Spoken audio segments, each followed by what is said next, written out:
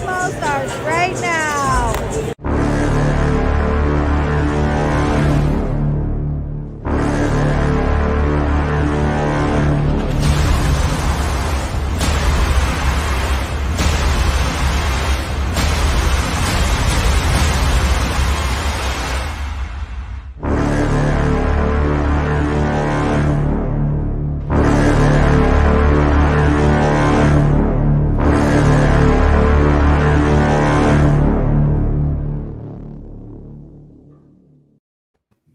Hello and welcome to Bear Football here on the Barroom Network. John Maffone alongside Aldo Gandia and Tyler Ellis. The Bears fall to the Cardinals 33-22 in what only can be described as an uninspiring game where Andy Dalton throws for 2 picks, but also 2 touchdowns, but has 4 interceptions. The Bears try to make it interesting late in the game, but cannot get it done. They fall to 4-8. I know you guys talked a lot about what you wanted to see in the second half during your halftime report. So Aldo, I'll start with you. Did they make any of the adjustments that you thought they were going to make? No, I mean, let's just face it. This is a much better team that they played. The Cardinals came in like the cold weather team, playing in a cold weather stadium against a team that's supposed to be a cold weather team playing in a cold weather stadium. I mean, it was atrocious. It was embarrassing. It was, and all of us here expected it. We expected the Cardinals to easily beat the Chicago Bears. We expected the chance of Matt Nagy to reign throughout the stadium. We expected this mess. It's no longer time for hope. The only thing we can hope for is that, they do the necessary thing and blow the whole thing up and start all over again. It's a very sad and pathetic time to be a Chicago Bears fan.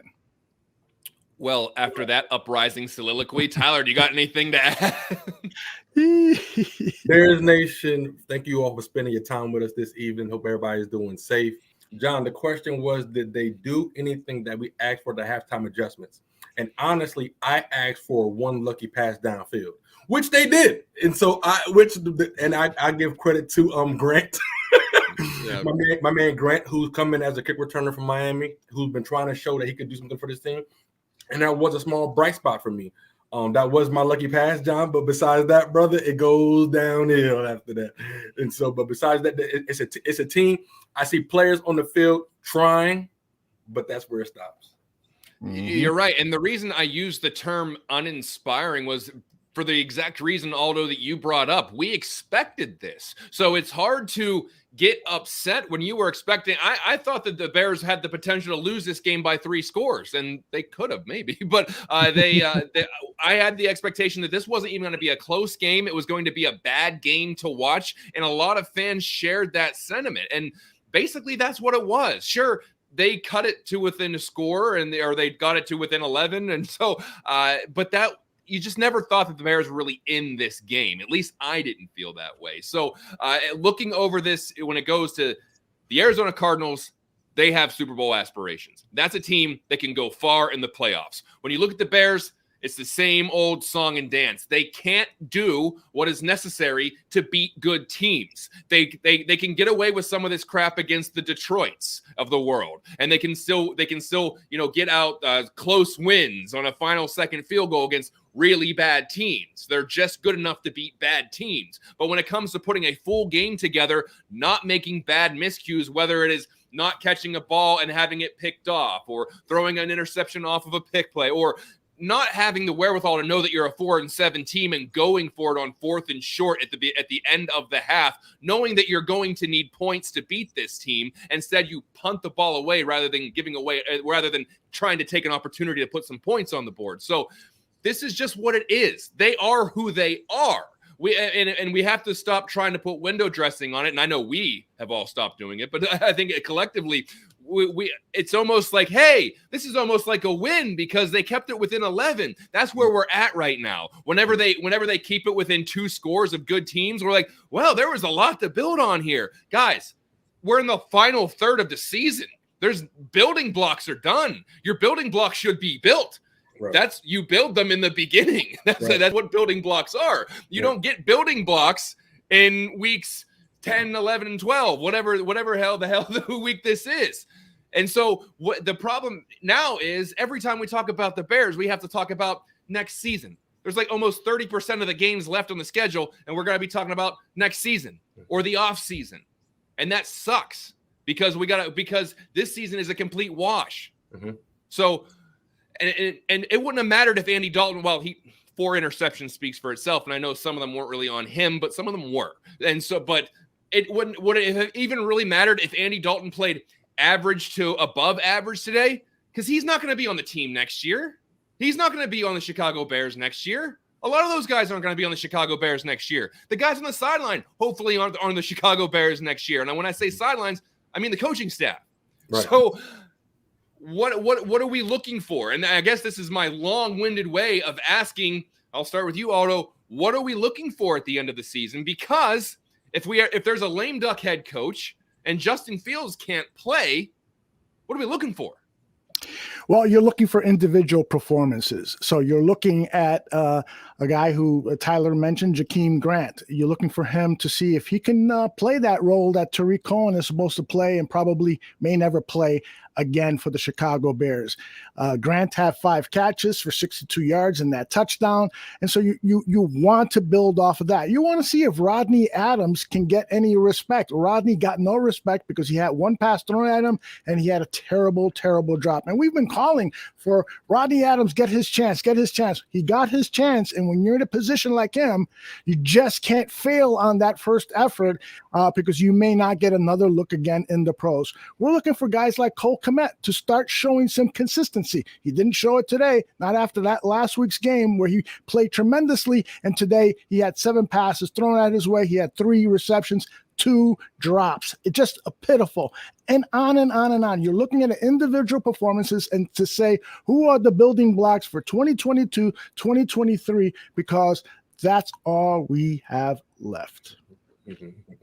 What are you looking for, Tyler? I know that you're usually the beacon of positivity. What are you looking for at the rest? Because it's almost like you can map out the end of the year. You can kind of see what games they could possibly be in, and they might be in some of those Minnesota games because the Vikings just lost to the Detroit Lions. By the way, Detroit Lions get off the schneid. They get their first win of the year with a 2-point win over the Vikings. Now, who's to say that the Bears can go and beat the Vikings at any given Sunday? But what are you looking for the last 5 games of the season? I mean, really, John, just to go back real quick to some of the comments that you were making, that the Cardinals did look like the team that plays in the weather. They came from the desert and they played admirably in Chicago. So what am I looking for? Well, let's start back from ground zero. The Cardinals didn't decide to play well today.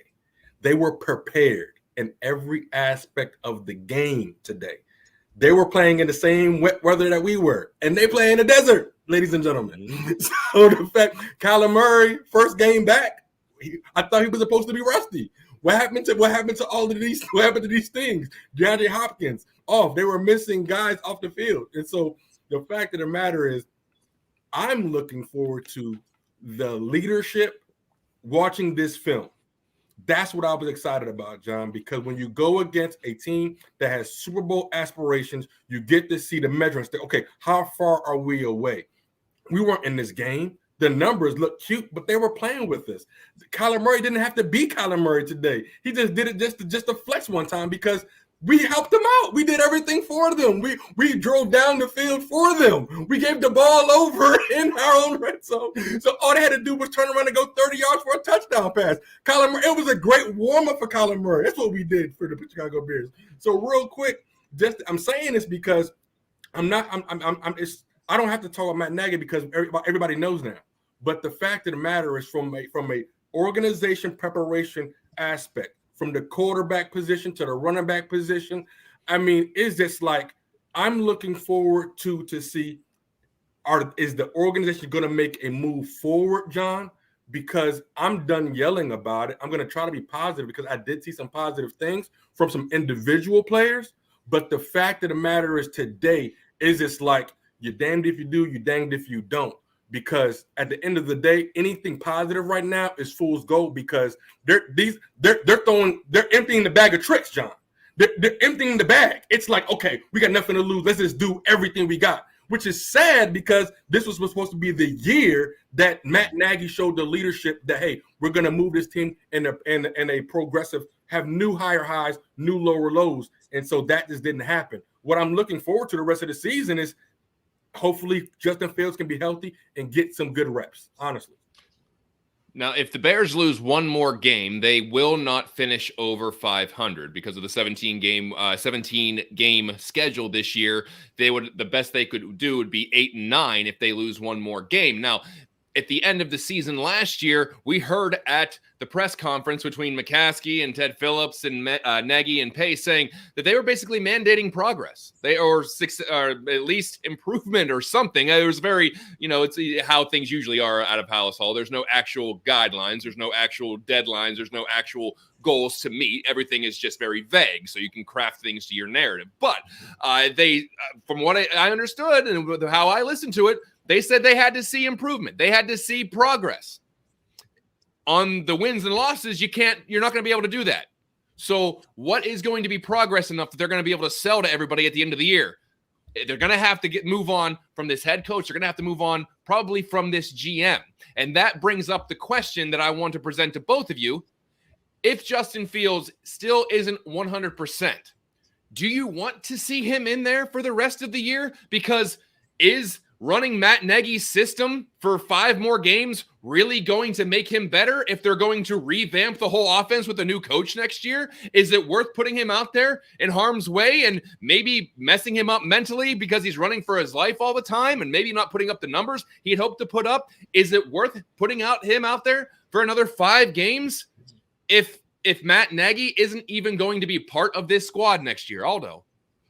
I think you do, only because the offensive line has played well enough to give me confidence that he can go out there and not face the barrage that he did when he started his first game this season against the Cleveland Browns. I do think that the offensive line has been playing consistently average the last few games and continued today. And so I'm not worried. Only, he can kind of screw it up. I mean, obviously some offensive linemen are going to make a mistake from here or there, but the biggest mistakes that I've seen from a sack standpoint when he's been in the game has been because he's held on to the ball too long, because he's made those mistakes that have put the offensive line in a bad position. Not entirely, but that's happened more than I'd like to see. So you need to put him in there so he can get those reps and he can get better at anticipating where the rush is coming from, of getting rid of the ball more quickly. That's all very, very important. The only problem is he's got no playmakers to get the ball to. He's got nothing. I mean, today, I think the Cardinals did a good job of sealing off Darnell Mooney. I know he wasn't targeted that much, but that's, I think, because Andy Dalton just could not spot him open. So that's a big problem. But hopefully A-Rob will be back. Darnell Mooney will get back on track, and hopefully Cole Kmet can hold on to the ball. And we can see Justin Fields out there over these last 5 games. And starting next week against the Green Bay Packers, go out there and give us more hope for 2022 that he's ready to go. Gaines, you want to see your quarterback out there? It's really a catch-22, John, because when you ask that question, it reminds me of a scene with iRobot when he said, "Who's revolution?" That, my friend, is the question. I don't know if I want Justin out there, because anything positive, Matt Nagy's going to use to his advantage. So, but it's going to be like fool's gold. You know what I'm saying? Oh, yeah, see, look, I told you can do good. I told you can do good. And then what? Yo, John, if the Bears keep Matt Nagy, bro, I don't know what I'm going to do if we win 3 of these last 5 games, 2 of these last 5 games.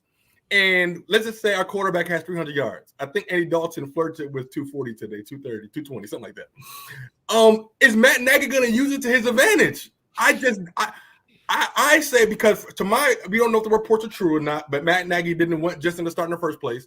So I would love Matt Nagy to finish the game out with the guy that you wanted to anyway, which is Andy Dalton. Mm-hmm. And I have nothing against Andy. I want Andy to have a good career. I want Andy to go to another team next year and play well. So let Andy put some tape together. Aldo's right. Get Justin some reps. He needs to learn under fire. He needs to learn when the rush is coming from. The best part for me today, John, was Justin Fields watching Kyler Murray. Look how this young man who has a similar skill set manage the offense, not take strong hits, learning how to slide, like just doing all these little things. It's very sad that the person that Justin's supposed to be learning from, which is the veteran on our team, he was learning from the guy on the other side of the ball. But that goes back to the development personnel. We talked about the guys were talking about it in their broadcast. The leadership of the Cardinals. The head coach leaves the defensive side alone. Like the head coach is like, hey, I'm doing this one part of the football. I'm doing this one part. I'm hands off on everything else. I'm focused on this. But we've seen what's happening. I don't want Justin to get hurt, guys. And if Matt Nagy knows he's on his way out, is he going to put Justin in the best light to do good? I honestly just don't know. Justin has soft ribs right now. I don't want to. This is football. We can't play scared. But I don't want our franchise quarterback having an offseason injury where we have to get a fill gap quarterback during the offseason. I'm really torn, guys. I want to see Justin, but I don't want him hurt. And is Matt Nagy going to protect him? And I'd be a coward if I didn't weigh in on this as myself because I presented the question. So I'm torn between this as well because I think a lot of us, whenever we were talking about, and I hate bringing this up, but I think a lot of us, whenever we were talking about the trajectory of Mitchell Trubisky, we wrote off that first year with John Fox as didn't really count a lot of the times. We always talk about he didn't really progress too much in that John Fox half season or whatever. Now, he may have gotten better acclimated to the speed of the NFL, but he was not going to be running the Dowell Loggins offense in his second year, which is Justin Fields probably won't be running the Matt Nagy offense in his second year. So if Justin still has some messed up ribs, I don't think you trot him out there if he's 70%, 80%. If he is not 100% ready to go, I don't think you put him out into harm's way, which throws in another aspect of this. Matt Nagy, for the most part, is at least probably a little aware of the situation that he might not be back next year.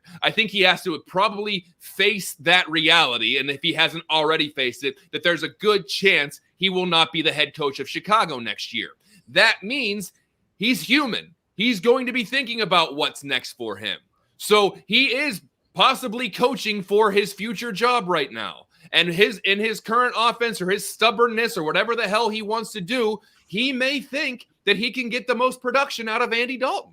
So it's possible that he keeps Andy Dalton in there, puts on some, tape, and then when he goes into an interview and says, well, if we would have had Andy Dalton all year, we would have had a different story. He can hedge his bets into his next job interview with his next position, thinking if they just would have gave me the personnel that I wanted in there, and we had Andy in there all year, you would have saw a much different offense. And so there's a lot of different factors here. I'm not trying to get too Days of Our Lives-y with this, but there really is a human aspect to this where Nagy's got to understand the situation. John, real quick. I'm just picturing Matt Nagy saying it to a GM, and then the GM saying, Matt, cut the BS. Well, I'm not saying it would work. But. Exactly. Today was that game, though. Andy Dalton really needed to go out there and perform well for Matt Nagy. And for himself, because he's looking for a starting job somewhere in the NFL. But today was that game because, as Matt Nagy said at the press conference last week, is that Justin Fields is going to start when he's ready, and he's likely going to be cleared to play next Monday night against the Green Bay Packers. So today was the day that Andy Dalton needed to post 3 touchdown passes, really generate an offense through accurate passing, and really have an offense that just looked like, wow, Matt Nagy may be onto something. And it was far from that. Now, Andy Dalton didn't help him at all. Those turnovers, especially that first one the pass was to Grant, was way off the mark, and that just started the Titanic hitting the iceberg. That just started the whole thing sinking quickly, man. Gentlemen, I saw Andy do a couple of things well today, and I saw him see the hot route off the blitz. Where the blitz came from, Andy threw to that spot. Yeah. I don't know if Justin is there yet.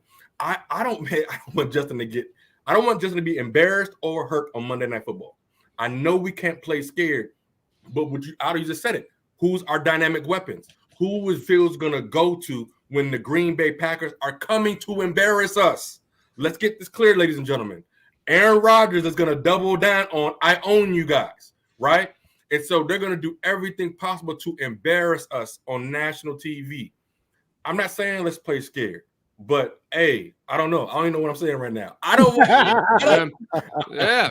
I prefer Andy Dalton start. I don't know. But Gaines, that's where we're at though right now. We don't even know what to say anymore. And I think that you could know that from even I could pick it up from the television that there wasn't really a whole lot going on at Soldier Field. It sounded like they were in a library. It was just a dead atmosphere. Who can get amped up for this team? Who can get really excited about this team? Because you figure your franchise quarterback's not out there. Your head coach is a mess and probably gone. Your team's not good enough to compete for a playoff spot, and they're playing one of the best teams in the league. What is going to, and not to mention the weather was atrocious. So throw all of those factors in. Who is going to get amped up for this team? We are all three diehard Bears fans. We live and die with this team. And this is one of the first years where I am feeling indifferent watching this game, where normally the veins are pulsing in my neck when things are going wrong. I'm angry. I'm getting pissed off. Now we're expecting them to be bad. We're just expecting them to screw up. When Andy Dalton's throwing a pick on a screen where he just turned around and tossed it, and didn't even see if there was a defender there, I was like, that sucks. I almost laughed at it. I was like, what an idiot. And it's almost like comical now. I'm watching this stuff, and it's just like I'm expecting it. So we are just kind of lost in the desert, walking around thinking eventually there's going to be a football team here, right? And so I think that's kind of where we are, where it's the same thing over and over and over again. And guess what? We get to be embarrassed on prime time 2 weeks in a row, because next week they play the Packers on Sunday Night Football. Why they didn't flex that out, I have no idea, unless they're really just trying to embarrass the Bears. And so, but I understand the fan bases in the rivalry, there'll be good ratings for it. But sheesh, oh man, that was. I don't want to see them play the Packers on prime time. And then they play Monday night against the Vikings. And who knows? I mean, that could be embarrassing. They could get a win, but they're setting themselves up for failure again. And then they play the Seahawks at 4:00. So I'm not sure. They're probably going to have a bigger audience for that too. It may not be nationwide, but they're going to have a broader audience for a 4:00 game. Well, I should say 3:00 Central Time. My mistake. I'm on the East Coast. A 3:00 game for Bears fans. There's going to be a wider range of fans there. So 3 straight weeks, the Bears get to have a nice big audience to show what the hell they are, which is embarrassing. And once again, just like you, Gaines, I don't know where the hell I'm going with this. I don't know what I'm talking about right now, but we're just venting this out. We're just talking, because there's much like the Bears themselves, we don't have any direction because we don't know what to do. Right. What are we supposed to do? What are we supposed to say anymore, Aldo? What is there left to say about this team? What is there left to dig into and analyze and see what's wrong? The writing has been on the wall since last year. Yeah. And I'll tell you one thing. Usually they have a member of the team at the media by now. And the fact that we have not seen anything from the Chicago Bears leads me to believe that there might be something going on behind the scenes. I got a text from somebody in the know who has worked over at Hallissaw and says, don't be surprised if he's fired today. And so who knows, maybe Matt Nagy is meeting with Ryan Pace right now. Maybe there's something terrible happening. Maybe we'll hear Matt Nagy in the next 30 seconds come up to the podium. I don't know, but something all day long has felt really weird to me. The way this game played out, the pace of the game, the fact that there were so many empty seats, the depressing weather, the even more depressing performance by the Chicago Bears. Everything has been looking kind of weird. So I would not be surprised if Matt Nagy is handed a pink slip any moment now, or already has been. But I'll be looking to see if somebody goes to the podium. Aldo, I kind of feel bad. If he's fired today, can we have the fight song queued up? I feel bad. I feel bad. But at the same time, I don't, because he's going to get paid millions of dollars for the next couple of years. I don't want a man to lose his job. But bro, he's good. He made like $5 million. He'd be all right. Listen, Gaines, if you or I or Aldo will get laid off, we're not going to be nearly in a good a situation as Matt Nagy's going to be. Right. So, well, just as I say that, guess who's at the podium? The run game going, the balance of run and pass, the fourth downs and getting good red zone is all what you want. But in the end, none of that matters if you're giving them the ball, especially on short field. So credit to them and their coaching staff; they've done a great job. And so with that, I'll go ahead and open up the questions. Was it on the interception? I think I think it was on the second interception on the return. Yeah, on the one from with Cole. Yeah. And late in the game, we saw you had a walkie-talkie. Yeah. Looked like you were talking to Andy directly. I was. Yeah. So our headsets went out for basically the whole second half. So when we were backed up, it's like high school out there trying to yell the plays that you're getting from up top. We started doing that before we had the walkie-talkie. So when Bill's giving me the play, I got to yell it down to Andy and make sure he gets it. And then a couple series later, we got the walkie-talkie, which is clear for Andy. So I'm basically the conduit to Andy and Bill. And so that's what we did. So basically, you could talk to Bill through your headset, but yeah, Andy had no communication with Bill. That's what you're saying. Correct. Yeah. So I obviously have all the coaches online up in the upstairs. They can talk to me. Andy couldn't hear Bill. So Bill was calling the play. I had the walkie-talkie. So Bill was saying the play to me, and I was relaying it to Andy. So there's a whole little deal that goes on there in those moments. That's what the walkie-talkie saved us, because otherwise you're yelling plays like high school. It saved you. Numbers for wristbands? Yeah, we have some numbers that we use for wristbands in general, always, and for backup if those situations happen. At the same time, though, you still got to communicate those numbers, and it's loud, and there's different things going on. Is Bill calling all the plays, or are you calling some, or how's that working? Yeah, no. Bill's calling all the plays, and I have input on if there's situationally, if there's a feel or there's something, and that's been always. Nothing's changed from any other games. Today was a normal day. We had the headset go out, so literally it's just like going through a second half without a headset. So we got to be able to adjust and use the walkie-talkie, and that's where there's a communication between Bill, myself, and Andy. Second straight week. Yeah. Mm-hmm. I don't know. I wish I did. Matt, when you're playing a team as good as the Cardinals are, you got to be near flawless. Yeah. So just how deflating are 4 picks like that? Well, yeah. I mean, you look at, okay, you go back and you say, okay, how are the picks happening? And that's what the guys are doing, right? I mean, the first one, we got man coverage, which is what we wanted on that play.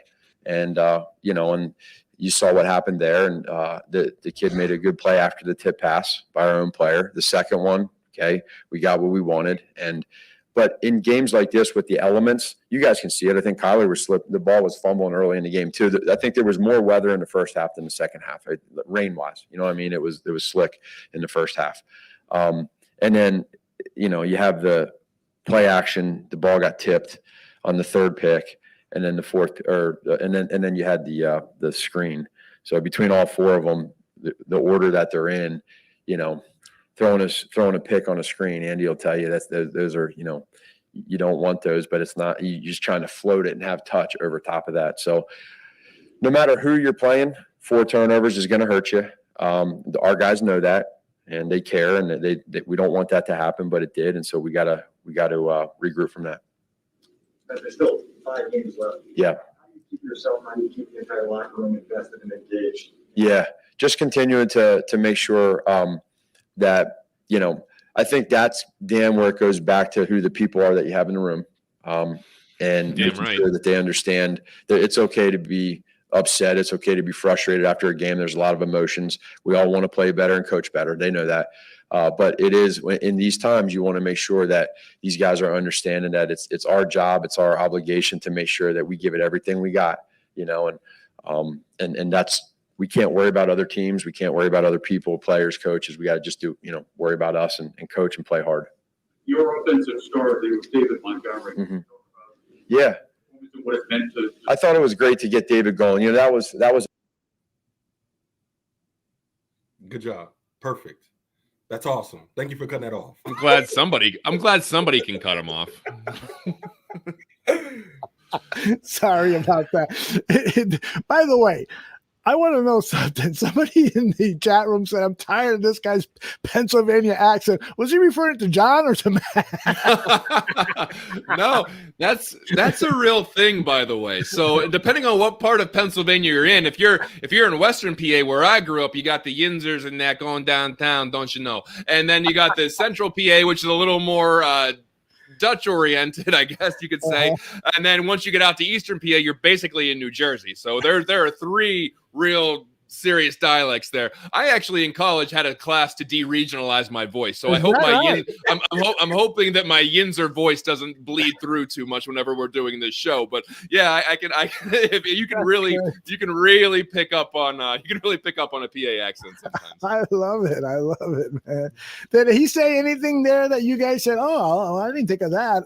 I mean, I put up in the chat that this was the first time that he was happy to announce that Bill Lazor was calling the place. No, Bill was. I had input like we would, but Bill was calling the plays. He was so enthusiastic about blaming Bill Lazor. Yeah, Aldo, put that comment up. It says, "What game was that the post presser for?" Because I think that's a great comment because you could roll that out after every single game. What game was that for? Was that last week or was that 2 weeks ago? Or I don't know. You might as well just record one and then when he walks out, be like the guy and say anything and just hold up a screen and say, "Here are my answers. Here's everything you need to know." So it's Gaines. It's the same thing. Like we were talking about before. We talk about the same things every week because he says the same things every week. Yep. We hear the same damn song and dance every week after a loss. And so it's hard for us to really dig deep on anything because we don't get anything from this team. We get nothing from this coach. He said it was just a normal day. Let's blame the technology and, everything. I can throw my own wrinkles into this and I can do that. And, oh, yeah, Bill was calling plays today because we lost. He loves doing that. So it's hard to give a different reaction because it's the same thing every week. John, I swear a reporter was going to ask him, "Are you still the head coach of the Chicago Bears?" I could have sworn somebody was going to ask him that question. But the fact of the matter is, bro, when he talks about trying to keep the players engaged, I mean, he had nothing to really say because you're not coaching for the future. We're not talking about playoffs. He couldn't even mention next year. The head coach couldn't even mention we're going to see. That's a great point. We're going to see who doesn't quit. We're going to see who wants to be a part of this going forward because he knows as a public he may not be a part of it, which is very true. So I'm glad that he didn't try to dupe us by even saying that.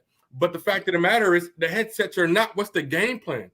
Regardless of the headsets or not, the preparation for the game. Headsets are not halftime. You know what? You act like you made some halftime adjustments anyway. The fact of the matter is, Johnny, I want you to take on it. Darnell Mooney being the number one wide receiver without Allen Robinson again, and how it was a little bit more difficult for him to actually get open outside of drag routes. Oh, yeah. And I think that can be expected because he's going to be thrust into the number one cornerback's going to be on him every week. They're going to be able to game plan if they can take away, because it used to be, if you take away Allen Robinson, let's make Darnell Mooney beat us. And he can do that. Now it's if we take away Darnell Mooney, who the hell's left? That's going to be something that has to be waded through eventually, much like everything else next year. But to your point, that's a very interesting point that he does not mention next year ever in those press conferences. He never talks about we're looking to the future. It doesn't really mention that ever because I think the writing's probably on the wall. But going through that whole press conference again, and how do you keep professional players engaged? Because this isn't college where that rah, let's go get them, have some pride. You're playing for your school, your family, blah, blah, blah. That I don't know if that always works with someone that's been a professional football player for 7, 8, 9 years, where it's just like, dude, you're not inspiring us. You're not changing. We know what you are. They're not impressionable 18-year-olds where the coach comes in with all of this grandiose, kind of personality, and he can kind of drive the narrative and drive the feeling of a locker room. Matt Nagy might be a pretty good college coach because that's what he tries to do all the time. The rah, let's stick to it, win one for the Gipper crap. But it doesn't work in the NFL because the guys can smell a fake from a mile away, and they can tell when you're not the guy, when you're not the person that can put them in a position to win. So I don't know I don't think he has an answer. So that's why he has to keep saying the same things. He doesn't know how to keep the guys engaged. He doesn't know how to turn this ship around. So he's going to give you the same bottled response every week until he's not there anymore. Oh, here's a guy that knows Dan Campbell, the winning coach of the Detroit Lions. Look at this guy. Hey, I felt like I needed to be aggressive a little bit today, just knowing the nature of their offense. And man, I felt like we could get that. And so, look, it didn't work. Congratulations to Don Yeah. Burr, the guy who was always with us and talking trash in the chat room. He finally got his victory. Don Burr, that was for you, a taste of the post-conference with Mr. Campbell. Yeah, but yeah, I'm with you, man, John. I don't know what to say. This is such an organizational catastrophe. I mean, that's really what it's at. It's not that, this one is worse than the Trestman years and so forth. It's the amalgamation. It's the accumulation of everything that us Bears fans have gone through. This is now, it's compounded with this latest thing. It's at a point now where, as you said earlier, 3 very passionate Chicago Bears fans are going into today's game indifferent, expecting a loss and no answers. And the Chicago Bears organization could start right now by announcing that they have made some changes. I've offered this idea up. Bring in an executive vice president operations today, tomorrow. Announce it Monday morning. Announce that the search for a head coach is going to begin as quickly as the NFL rules allow. Announce who the interim head coach is going to be during that time period. Do something so that every one of the hundreds of people who are watching us live, every one of the people who tune in and buy stuff from the Chicago Bears can have some hope, can have something positive to talk about, because that victory against the Detroit Lions last week, that was just a mirage. That was just something put out there by the Chicago Bears because they were taking advantage of an even weaker organization. And congratulations again to the Lions for winning today. But everything that we have been fed by the Chicago Bears is a fabrication, is a lie, or it's a out and out failure. And now it's time to correct it some way, somehow. Do something. Anything. Yeah, and to your point earlier about wouldn't be surprised, whoever said they wouldn't be surprised if Matt Nagy got fired today, gentlemen, wouldn't that be the right time to do it? Because you're heading into 2 primetime games where you are going to be under national scrutiny from all of the talking heads across all of the media outlets are going to be picking apart the Chicago Bears. And they're going to say, why is this guy still the coach? Why is this offense still out? Why are they still trotting the same offense out there? Why are the Bears so bad? They are going to be tearing the Bears apart, analyzing them on Sunday Night Football and on Monday Night Football. So wouldn't the right thing to do be to fire your coach to try to say, hey, whoa, we're making changes. We're making changes. We are now in the process of turning things over.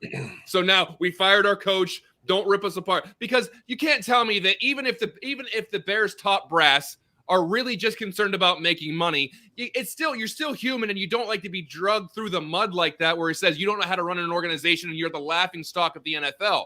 So if you know you have 2 weeks of possible national scrutiny, be proactive, make a change so that they can say, all right, they saw what was going wrong. They fired the head coach. Now they are in the process of looking to the future. John, but no, you're going to trot him out there again. John, real quick, because here's a couple things.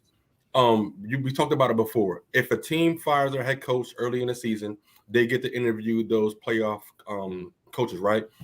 But then it's something to that. The only reason why, if we don't fire Matt Nagy during the regular season, it has to be because Ryan Pace isn't going to be here.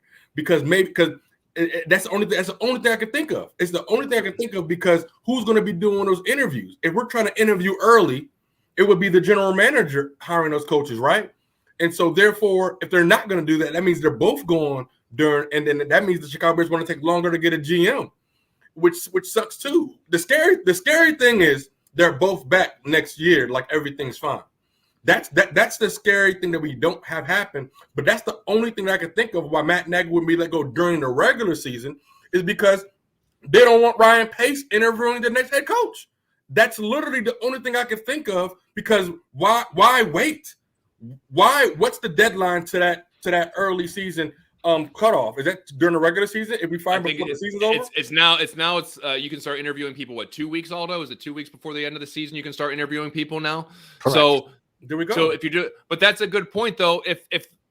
If they do fire, but if they fire him as a combo and say tomorrow, effective immediately, Ryan Pace and Matt Nagy are no longer GM and head coach of the Chicago Bears, they can start interviewing GM candidates then, right. I believe. So get a head start on that as well. Listen, I get the, let him, I don't get it actually. But I hear the, we've never fired a person in the middle of the season and he's not as bad as Trestman. And this is where we are now as Bears fans. We have arguments about who was a worse coach. We don't have conversations about who was the best coach. We have arguments about who was actually worse. So that's where we are as far as a Bears culture, because we don't have enough of a pool to go to talk about the best. We have to talk about who was the worst. So we're going down into those doldrums now, but I digress. Let's talk about what they can actually do moving forward. Get a head start on the future.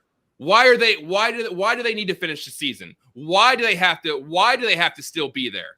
It's a wash. It's over, baby. It's time to move on. So in that case, get a head start on next year. There's nothing to gain by having a lame duck coach the last 5 games. There's nothing to gain by having a lame duck GM be there for 5 weeks, other than you like them, other than you just think they're neat guys and you think you want to give them the dignity of being fired at the end of the season, which for them, you might be putting them out of their misery if you fire them earlier. You just say, hey, Matt, take the next 5 weeks off, go on vacation. You're going to get paid anyway. I think that he'll be just fine with that. If he knows that he's out the door anyway, get me out of here 5 weeks early. I'm going to Cabo. Right. So I think that it's 2 years, right? So I don't understand the whole, well, they should probably wait to the end of the season. No. If your mind's made up, which we talk about all the time, then Gabriel always says they have their mind made up, right? They have their mind made up of whether they're bringing back Ryan Pace and Matt Nagy. If they have their mind made up, then do it. It's like if you know you're going to break up with somebody and you know that you have no future with this person, why would you string it along for 3 or 4 more months? Cut ties and go. Get on with your life. Let those people get on with their lives. Just go. And it would actually bring a little juice to the organization then. Instead of us talking about the same damn thing after every single... Oh, there we go. As soon as Chris Watts just said. It would bring some positivity to the club because we would have something to talk about. We would have something different to go on. We would have some hope about who are they going to hire? Who could they be zoning in on? What's going to be the direction of this organization? No. All we got to talk about is Andy Dalton's 4 interceptions and, well, they played a better team, which is what we're going to say every single week from here on out. So I don't want to have to talk about that anymore. I want to talk about what's actually going to happen. But the Bears are going to hold us hostage at least until January, it seems. Yeah.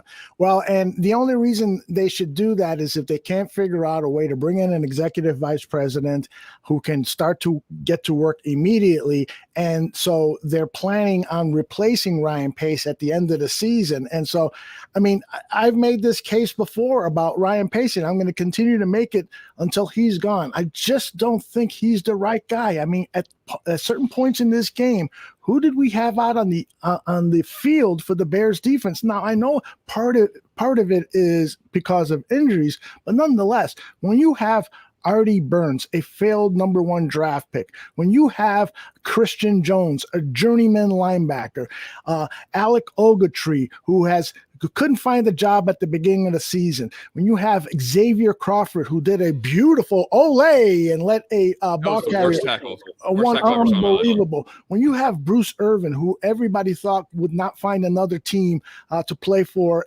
in his career, when you have these guys out there for significant snaps, that says more about the injury bug. That says that you have hit rock bottom in terms of finding adequate people to play. Not one of those guys is a future building block for this team. Not one of those guys can be considered as a guy, well, we should look at that for 2022. No.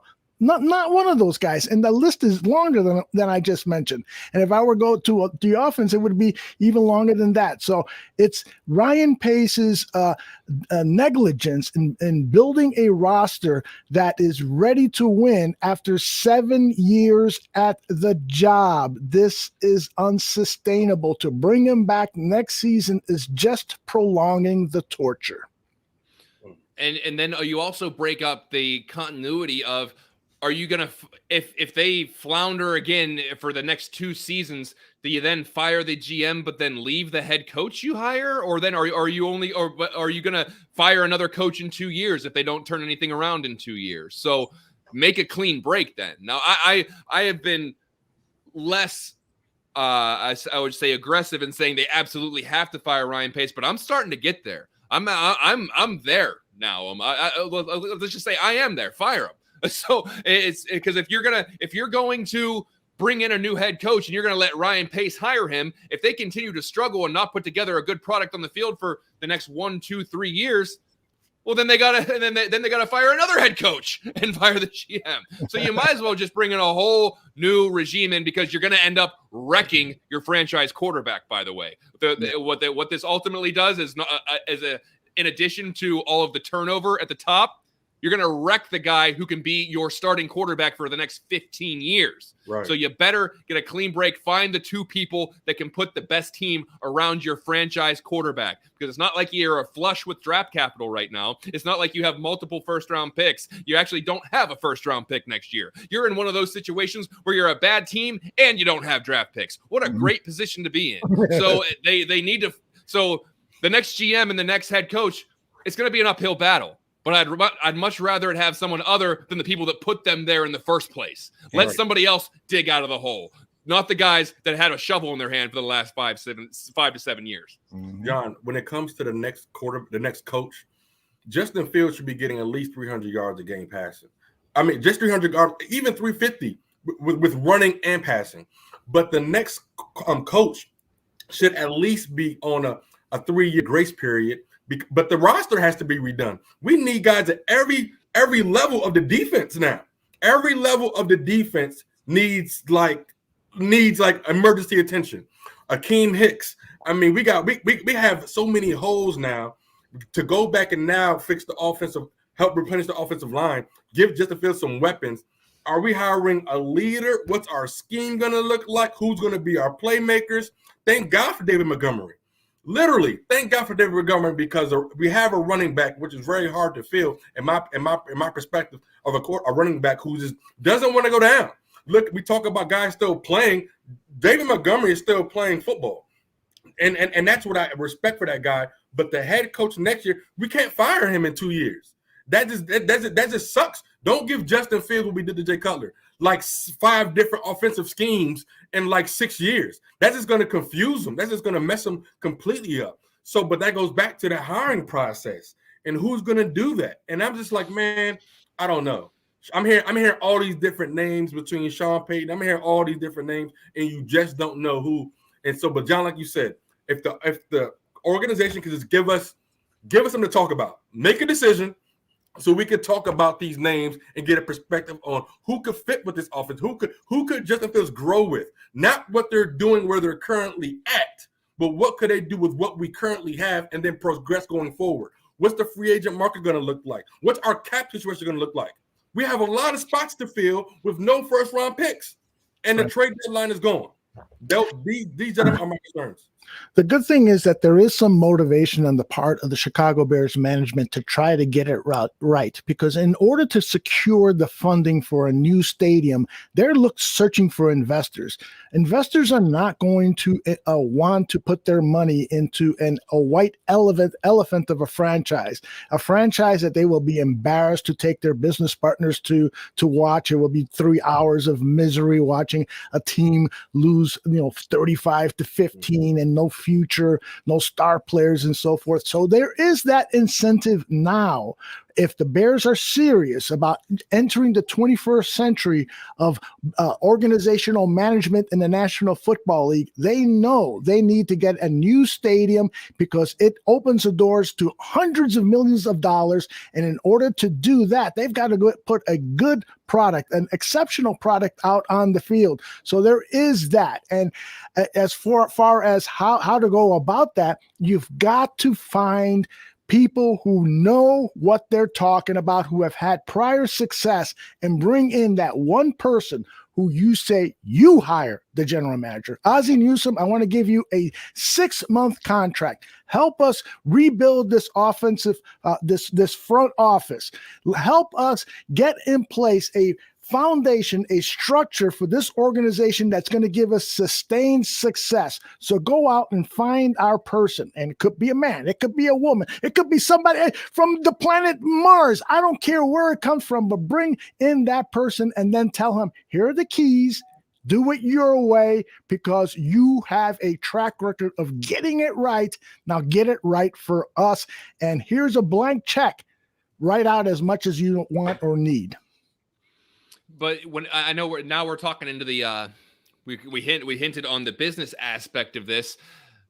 There's always that rumor that the McCaskies are some internal, disarray there where they're not sure if some people want to sell the team, some other. Now, I can tell you for a fact that they won't sell the team until they get that new stadium in Arlington Heights where they can sell the franchise for like $3 billion then. But that being said, I don't want to go too far down this rabbit hole because there's no evidence for this at all. And I don't like to speak too much into hypotheticals, but then again, I kind of do. So if there is a plan to say, let's build this stadium in Arlington Heights and let's push the team off for a couple billion, are they going to be, and now that stadium may not be built for 5, 6, 7, 8, 9 years. Correct. So is it just like, hey, let's just get to whenever the stadium's built and let's get the hell out of here? And so are they going to really put that much gusto into roster management and trying to win and trying to say, let's build this into a champion whenever the plan might be, let's get this stadium built and then offload it? Because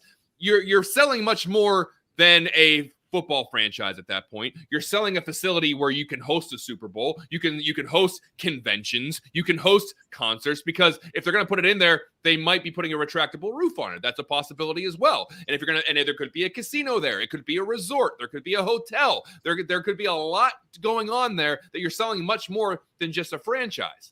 So maybe I'm not saying this is what's happening, but if they're gonna build this huge facility where they can house all these different things and they can sell it for multiple billions of dollars, is it in the forefront to say, hey, let's see if we can make the playoffs next year? Is it? I don't know. But when you're at the point now where you see that there's almost so much indifference and we are running out of stuff to actually talk about because it's literally the same thing over and over again, we have to start going down these rabbit holes because we're trying to figure out what the hell is going on with our favorite team. The communication issues are bad. The way they handle situations are bad. The team on the field is bad. What else are we supposed to do? I just don't know anymore. Tyler, you want to handle that? Because I don't know what I don't know how to add to that. I'm in a loss too. I mean, it's nothing ready to say, but let's see who comes out and plays strong next week. I mean, it's nothing to really say. We got Packer week coming up, which is normally an exciting thing, but now it's about like how much will we not lose by? Like that's what we're going for now. Rather than saying that we're going to get a W, we're like hopefully we don't get 50-point burnout, but maybe a 50-point blowout would do it. I mean, that's where I'm at. That's the one thing about these national televised games that I'm actually happy about, because we're not crazy. The Bears fans are not crazy. We need everybody to know what we're going through. It's because, like I said, we can file negligence charges against the management. Like, do something. Do something. You keyed on it. 8 empty seats. At the end of the day, if we're showing up, if the Bears are top 5 most revenue team in the NFL, then why should they change anything? They're like, hey, we're making money without doing anything. Why change anything? That's what a business wants to do. They want to make money with the less amount of expenses as possible. So sadly, that's just the nature of business. But if fans don't show up, if fans don't buy the merchandise, maybe that we hit them where it actually really hurts. To some owners, your franchise team is a side hustle. These guys probably own like 5 other multi-billion-dollar businesses where they're like, oh, it's okay. It's a tax shelter. I mean, for us, we are people's week. My buddy Dan Aguirre, his whole week relies on like how the Bears could do when the ownership is like, how they do? How much? No, I don't care about the wins. How much did we make? How many sodas did we sell? You see what I'm saying? It shouldn't be like that though, because you look at because it's a family-owned business, and that their entire direction should be about the Chicago Bears. Look at the Rooney family in Pittsburgh. That organization has been the most stable franchise in the NFL for decades because the main source is putting the product and making the city of Pittsburgh proud of it. I can't say that about the Chicago Bears. I don't know what their motives are because we haven't seen it. Since almost 40 years. It's been unpredictable, in disarray, and you don't have any kind of consistency.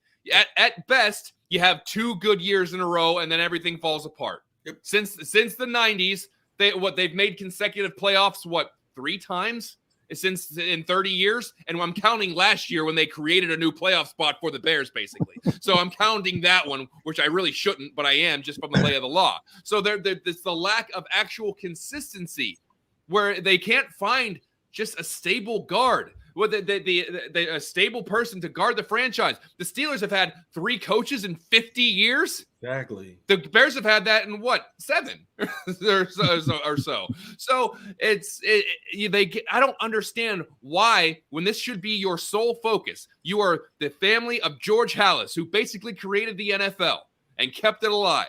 How is your sole focus not to have a stable franchise? The fans sure as hell deserve it. But they stay quiet on everything. This team acts like they have the nuclear codes, and everyone else is on a need-to-know basis. And I hate that. There's so little transparency with this franchise. It's always smoke and mirrors. There's always something else going on. There's always just like, oh, we can't give away. Oh no, that's scheme. We can't give it away. It is a scheme. It's all one big scheme right now. I'm just tired of it. Let me add more fuel to your fire, guys. Jason Leisure is reporting via Twitter that Matt Nagy said the plan for the rest of the season is for rookie Tevin Jenkins to be in depth, which means backing up Jason Peters. Then he circled back to leave the door open for changing plans and says the Bears will make the right decision. But right now, as it stands, Tevin Jenkins, your top draft pick of the 2nd round, the guy that you thought was going to be the left tackle, he's back from injury. He was activated today. He was on the 53-man roster. He played a few snaps on special teams. But outside of that, right now, there are no plans to have him take over for Jason Peters. And Jimmy Graham caught 2 touchdown passes while Jesper Horsted stood in the sideline watching. Jesper Horsted should be in the lineup. Tevin Jenkins should be in the lineup. These guys that you drafted should start to get playing time. And if Matt Nagy is saying to us that the Horsteds and the Jenkins and the other young players on the team are not going to get a look over these last 5 games, that is organizational malpractice again, and just another reason why this organization needs to be blown up from the front office, the top guy at the front office. Go up as high as you can possibly go. Ask George McCaskey to leave. Just say, George, you got $100 million in your pocket. Go on vacation for the next 5 years. Come on, do something. Oh no, we've talked about this though. Remember, I made an argument that Matt Nagy's just trying to win as many games as possible, so he doesn't give a crap about 2022. If Tevin Jenkins is depth, then that shows that I just need to try to get as many wins as possible. If I'm coaching for my job or I'm coaching for a different job, I need to put as many wins in the win column as possible. I don't care about developing Tevin Jenkins because I'm not going to be coaching Kevin Jenkins next year. I don't care about Jesper Horsted because I'm not going to be coaching Jesper Horsted next year. So I'm just going to try to put what we can out to squeeze as many. If we can get 2 more wins out of the final 5, that's great. Then I have a little bit more to put on tape. I have a little bit more to put on my resume. And it is malpractice. You're right. But you know how you fix it? You get the guy out of town and you put somebody in charge that will play the prospects. You will put Tevin Jenkins in. You will put Jesper Horsted in. Because guess what? Jimmy Graham's not going to be on this team next year. Jason Peters, probably not going to be on this team next year. Andy Dalton, not going to be on this team next year. Fun side note, Andy Dalton has as many tackles today as he did touchdown passes, by the way. So I gotta tell you though, man, that guy's hair, it looks awesome, man. Oh, beautiful. That's a requirement. That came down from Ryan Pace. You have to have nice hair. Success, finally, victory. Yeah. We are just trying to strike a pomade deal at the end of the year so they can just put some kind of hair product sponsorship over Hallis Hall and say, Best hair in the NFL. Also went 5-12. No big deal. Yep, indeed. Listen, guys, I don't think it's necessary to listen to any more interviews. I think we've put kind of an exclamation point on what we saw and heard today. There's going to be a lot more to talk about this week, and that's why I'm encouraging everyone to tune in Tuesday to watch Tyler and John answer 10 questions that I'm going to pose for them on the Bear Debate Show. I'm going to figure out a way to get these guys to disagree on certain things. I'm going to position questions that's going to make them uncomfortable. They might have to defend something they don't want to defend. They might take glee in arguing for something that they truly believe in. It's going to be a fun show Tuesday at 6 p.m. Central, 7 p.m. Eastern. You guys hyped up for that? Absolutely. Yeah. So And that's a real therapy session, because then we get the initial anger out here, but then after you get to stew on it for a little bit, you're just like, oh, I wish I would have said that too. So we have a real opportunity to do that on Bear Debate. Yeah, I'm looking forward to it too. Guys, if there's nothing else, why don't we go ahead and pull the plug on this? Any final thoughts? No, just appreciate each and every one of you dropping into the show. I know it's not easy because we see the same product every week, and it's hard to make a different show every week, but we love the fact that we have such loyal viewers and listeners. So this show obviously doesn't happen without you. So whether this is your first time, 50th time listening, we appreciate you listening to the live version, the video version, the audio version, of the podcast version. This is always fun. This is always therapeutic. And make sure that you tune into all of the Bears programming we have at the Barroom Network. Like Aldo said, the Bear Debate every Tuesday, Buffon 55, where we break down the Bears' opponent every Wednesday. Danny Shimon every Thursday to break down the tape on Bear Truth. Greg Gabriel, I believe, on Mondays, giving his. Is he Greg Gabriel on this week, Aldo? Yes, he is. Tomorrow morning or tomorrow early afternoon. All right. And then obviously Mike North always has some opinions. I bet Trubisky will be back in Chicago by next week. And Dan and Aldo, of course, don't miss that as well. Late night show, great show. So almost every day we got fresh Bears content for you. I know that you like to consume it because you're gluttons for punishment, just like we are. So we appreciate all of y'all. So just thank you, because that's all we can say. That we can't believe people are still listening with that product on the field. So thank you so much. And Tyler got a special program coming up, right, Tyler, about the Mombasa project that you're working on? Absolutely, brother. Absolutely. My brother Joe Mando is helping out next Saturday. Bulls Nation, Bears Nation. Just have your notifications on for everything at the Barroom Network, because somebody's always going live every single day. So don't miss that content. But next Saturday at 2 p.m. Central Time, 3 p.m. Eastern, where we're going to have a 3-hour live auction for charity for the Mombasa Relief Initiative that will be helping the children in Mombasa, as we are currently building 3 brand new classrooms as we are teaching children in Mombasa how to code. That's going to be a big deal, give them a leg up in society, and I'm very, very excited about it. We'll have some things to auction off. We'll have some performances. It'll be a truly good time.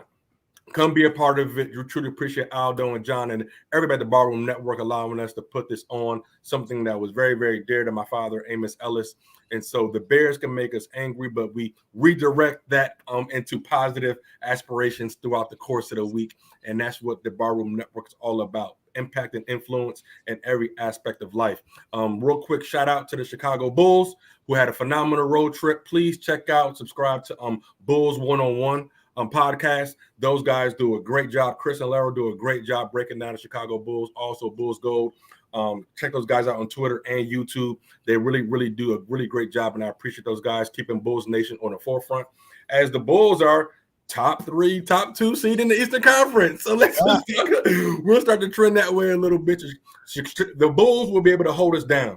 And I want to talk about that real quick, because that was a coach that was hired to the Chicago Bulls were a close to 500 team. They were the bottom of the conference, not the bottom of the conference, but hopefully they can make the playoffs. Right. Now they are a top 2, top 3 seed. They just really took care of the Brooklyn Nets and yesterday. And so that just said something, that a coach that was hired last year that took a team who was fighting for playoff contention, and within one offseason has his team fighting for the Eastern Conference title. It's very early, but that's just something to be said about the Chicago Bulls front office, who did a complete makeover It's a makeover. We got a great GM, a great team president that came in, and Chicago Bulls, I think, will keep the Chicago fan base full until the Bulls turn everything around. And so I've witnessed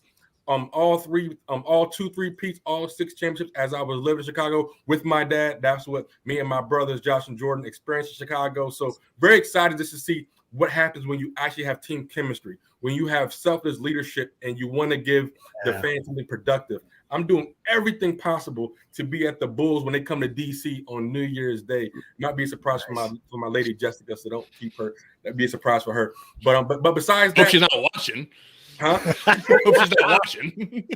I know, hopefully not. But as we had not a horrible game, but have a great week, Bears Nation. Have a great week. Don't let this disturb your week. Punch Monday in the face. Let's stay positive. Let's be productive in every aspect of life. And when you believe in the law of attraction, if you walk around with the typewriter energy, that right energy will come back to you. So stay blessed and take care. And John, take a look at this. Yeah, Tyler, did you put a battery in that smoke detector? Oh man! I said sooner or later somebody's gonna notice. That I almost don't know. I don't know. I miss it. It kept my cadence going. Every time I heard the beep, I knew exactly what to do. I used it as a crutch. No wonder I went off the rails so much. I didn't have the calming buzz of your smoke detector going off every 15 seconds. Great. Man. Well done, Brummy, for noticing that. I did not notice that at all. And all of a sudden when I saw that, I said, yeah, he's right. That's unbelievable. Something's missing from the show. Something's missing from the show. Yeah. Exactly. All right, everybody. And make sure the best way to stay on top of what we're doing here at the Barroom Network is to subscribe to this YouTube channel or to subscribe to the audio podcast, which you can find on iTunes, Spotify, Podbean, you name it. Subscribe and tell everybody else about what we're doing here. That's it for this week. We'll see you. I'll see you tomorrow with Greg Gabriel, and then these two handsome gentlemen will be with me for the Bear Debate on Tuesday. Take care, everybody.